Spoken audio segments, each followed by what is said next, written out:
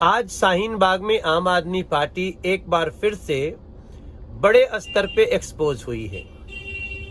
शाहीन बाग में गोली चलाने वाला व्यक्ति आम आदमी पार्टी का कार्यकर्ता सिद्ध हुआ है, जिसको संजय सिंह ने स्वयं उसको पार्टी ज्वाइन कराई है। आम आदमी पार्टी, संजय सिंह आम आदमी पार्टी के राज्यसभा सदस्य हैं साथियों, और संजय सिंह के द्वारा आम आदमी पार्टी में ज्वाइन कराया हुआ व्यक्ति शाहीन बाग में गोली चलाता है, वो एक्सपोज हो गया।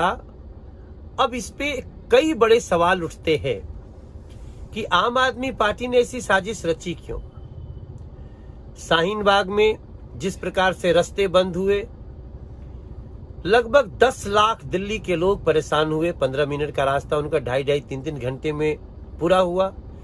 कई लोग समय पे ना पहुंचने के कारण नौकरी से निकाल दिए गए, और जिस प्रकार की वहां पे हिंसा हुई, जैसा अफरा तफरी मचा, बच्चों के एग्जाम का समय है, ऐसे में शाहीन बाग का आयोजन करना, फिर शाहीन बाग में अपने कार्यकर्ता से गोली चलवाना, ये सबके पीछे जो दिल्ली को एक भयानक मुसीबत और साजिश में फंसाया गया है, इसके ऊपर अरविंद केजरीवाल का साजिश पर्दाफाश हुआ है।